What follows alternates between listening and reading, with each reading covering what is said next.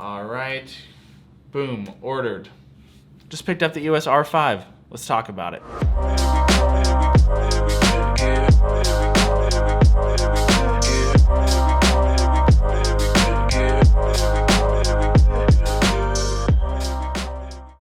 Yo, what's up guys? Welcome back to the channel. Thank you for clicking on today's video. So today I thought we'd have a very casual, just kind of like sit down, me and you guys, talk a little bit about this camera and why I decided to purchase it, because I know my last video was very spec driven, and although I think those videos have a time and place to kind of talk about all those features, and there's just, I don't know, it's just kind of an exciting thing to talk about all that, but I kind of just want to have a more chill video, more just kind of like talkative, I guess, just talking to you guys about my feelings on this camera and why I am actually switching to it. So if that sounds interesting to you guys, hopefully you have your favorite beverage nearby, and maybe you guys just want to hear me talk a little bit about this camera and why I decided to pick it up.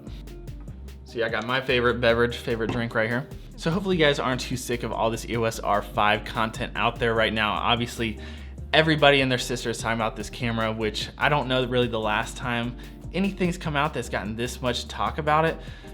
Maybe like the latest iPhone with like the 3 cameras on the back, but even then it wasn't like every person you know is making a YouTube video about it or making a post about it or anything, so it's definitely a pretty funny time. Now, as you guys probably know already, I currently own the EOS R as well as the Canon EOS RP. I've had the R for over a full year now, and I've had the RP I think since the very beginning of January, and I absolutely love both these cameras. The images that come out of them look fantastic. They fit my workflow really well. Now, if you went back and looked at my Canon EOS R review now, which I think I put out like 8 or 9 months ago, it's a very high praise review. I'm a really big fan of this camera. I talk about it all the time, but there are a couple things in that review that I mentioned that I wish the Canon EOS R had, or that I wish that the next EOS R or whatever the next camera would be would end up having. The first thing, I wanted full frame 4K. So if you didn't know already, the EOS R has a cropped 4K. So if I were to film anything, it has, I think it's a 1.6 times crop. So that's a pretty big crop. So I wanted to have full frame 4K. And then also I wanted the ability to shoot HD 120 frames per second.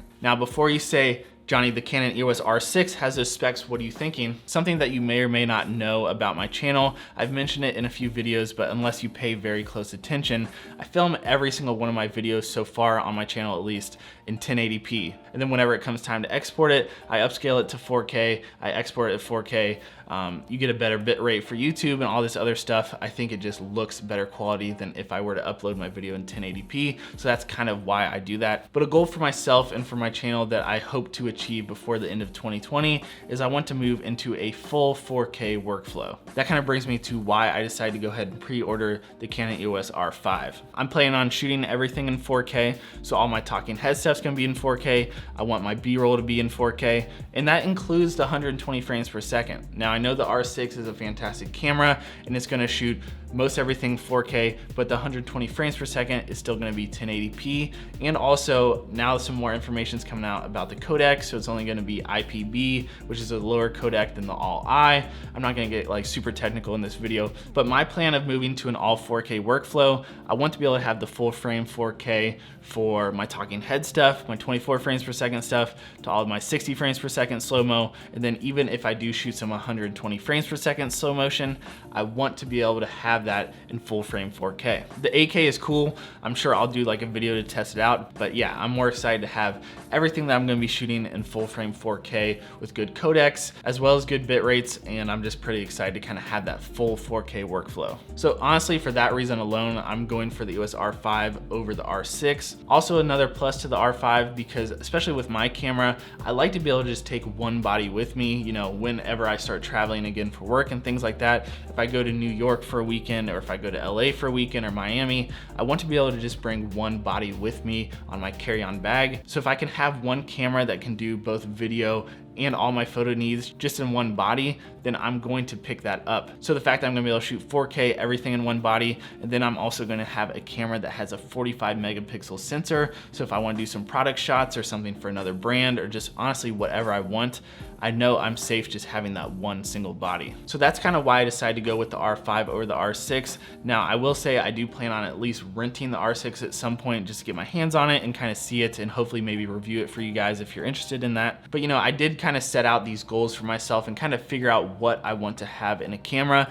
And like I said, even if you went back and looked at that review of what I kind of talked about, what would be in my dream camera, it's essentially what's in the EOS R5. It just also has these extra features that I might not use. So do I think the EOS R5 is the best camera for everybody out there?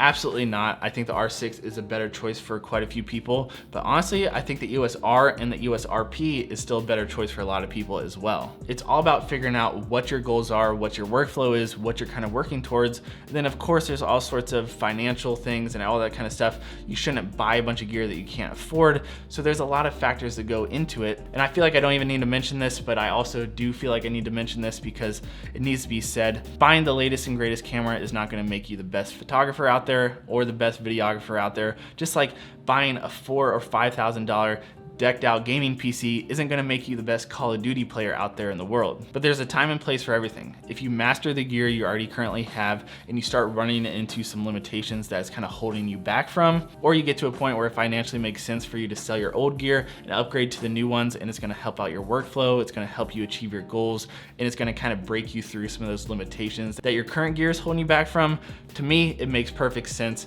And I'm not sitting here trying to reason why I'm buying the R5. I don't need to reason that to anybody. And honestly, it doesn't really matter if you guys approve of my purchase or not.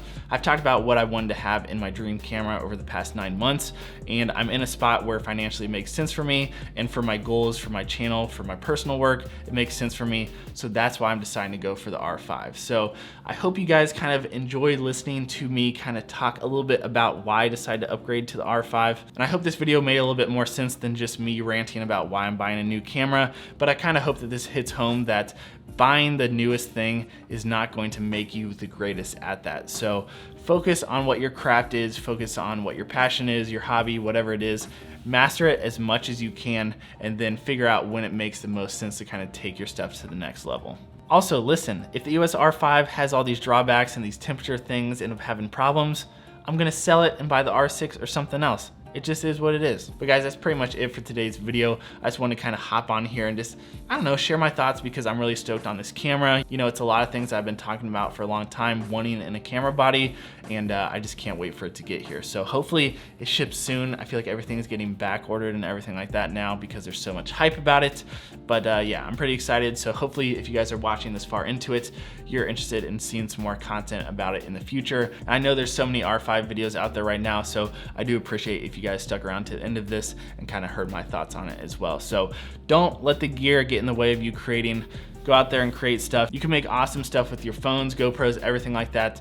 But when it makes sense to kind of move forward. So hopefully you guys enjoyed today's video. If you did, drop it a thumbs up. That really helps the channel out. If you're new around here, consider hitting that sub button. I'd really appreciate it.